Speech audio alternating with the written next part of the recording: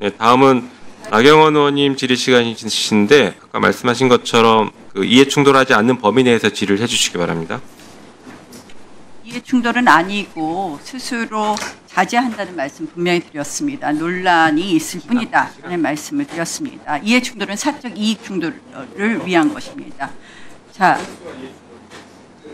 이 법사위는 오늘도 못난 모습을 보였습니다. 지금도 이 신상 발언이나 의사 진행 발언을 편파적으로 운영을 했고요. 제가 누누이 말씀을 드리지만 이 추미애 위원장이 2달 동안 의원들을 4번 퇴장을 시켰습니다. 4번.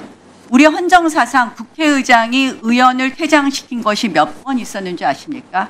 딱 3번입니다.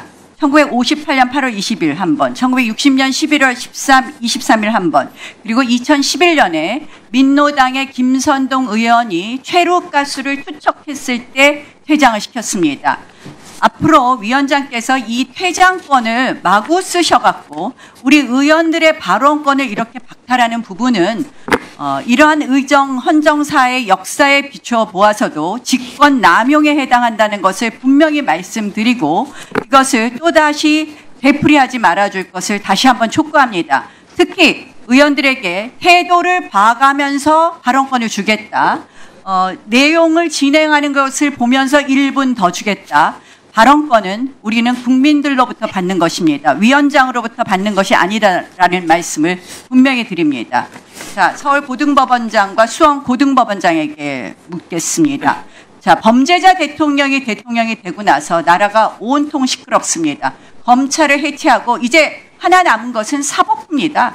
사법부를 해체하겠다고 오늘 오후 2시에 사법개혁이라는 이름으로 법안을 발표한다고 합니다.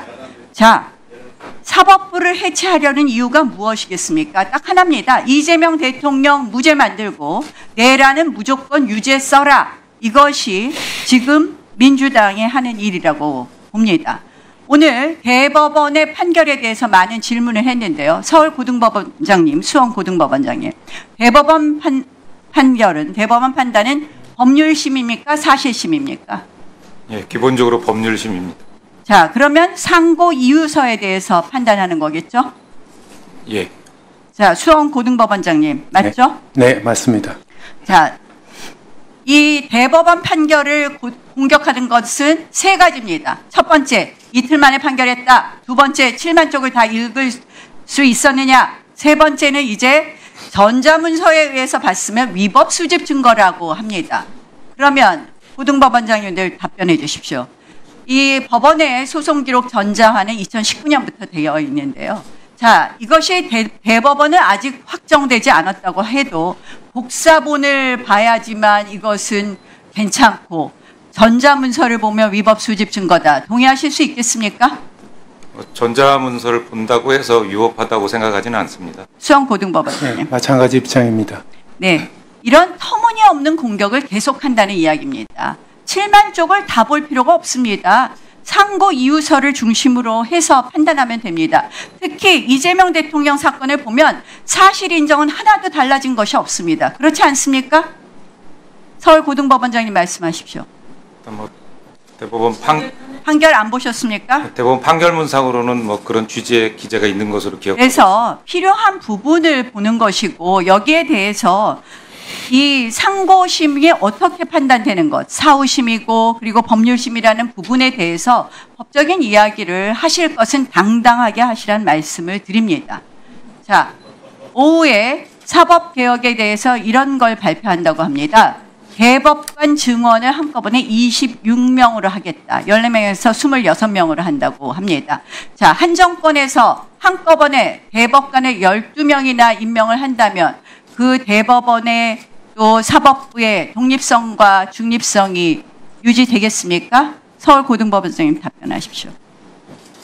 대법관 구체적인 숫자에 대해서는 좀 더 그 공론화 과정이 필요하다고 생각하고요. 좀 신중한 접근이 필요하다고 생각하고 있습니다. 네, 수원고등법원장님. 예, 그 사법 시스템과 관련된 문제고 대법원의 기능과 역할과도 관련이 돼 있는 부분이기 때문에 신중한 접근이 필요하다는 생각을 가지고 있습니다. 자, 서울중앙법원장님. 예, 저도 두 분 말씀과 같은 생각을 하고 있습니다. 자, 이 부분에 대해서는 문영배 헌법재판소장도 이런 말씀을 했습니다. 사법개혁에 대해서는 분명히 사법부가 주체가 되어서 함께 신중하게 검토해야 된다고 얘기했습니다. 이것은 바로 무엇이냐? 바로 한꺼번에 증언을 했을 때 여러 가지 독립성 문제가 침해될 수 있다. 판사는 103조에 따라서 헌법 103조에 따라서 헌법과 법률과 양심에 따라 재판해야 되는 것 아닙니까? 예, 맞습니다. 그런데 이렇게 해서 자꾸 흔들면 사실상 법원이 흔들리는 모습을 보이는데요. 제가 그 대표적인 것이 이재명 대통령 재판 5개를 모두 정지한 거라고 봅니다. 자, 이재명 대통령 재판 정지하는 거 한번 보십시오. 자, 이 서울고등법원에 있는 2가지 사건, 서울중앙지방법원, 수원지방법원 사건을 모두 헌법 84조를 이유로 해서 정지했습니다. 기일 추정을 한 것이죠. 그런데 한번 보십시오. 헌법 84조가 소추. 자, 이 소추를 과연 재판 정지로 볼 수 있느냐. 저는 이건 헌법 68조 2항이랑 같이 봐야 된다고 생각을 합니다. 헌법 68조 2항이랑 같이 봤을 때 대통령 재선거를 하는 이유가 바로 대통령은 자리에 있으니까 권리라는 표현을 썼고 대통령 당선자는 권리 대신에 그 권리를 풀어서 뭐라고 썼느냐? 사망, 기타, 판결로 정지가 되었을 때 결국 대통령도 재판이 진행될 수 있다는 것을 전제로 했는데 이렇게 사법부가 5건 다 정지하고 한마디로 이 권력에 어떻게 보면 스스로 눕는 모습을 보이니까 이렇게 흔든다. 지기현 판사도 마찬가지입니다. 지금 이렇게 탈탈 털고 있는데 제대로 이 대법원에서나 이렇게 말씀들을 하셔야 되는데 말씀들을 안 하니까 이제 어떻게 되느냐. 저희는 이진숙 그 체포영장이 발부된 것도 결국은 이런 결과 아닌가.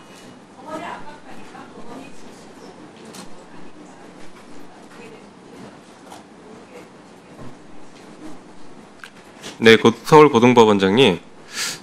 아까 의원님들 질의에 대해서는 기록 송부나 아니면 배당이나 이런 문제에 대해서는 재판상이라고 답변을 거부하시다가 조금 전에는 대법원의 전원합의체가 사실관계 변동은 거의 없지 않았냐라는 답변에는 질의에는 없다라는 사건 본안에 대한 판단에 대한 답변을 또 하십니다.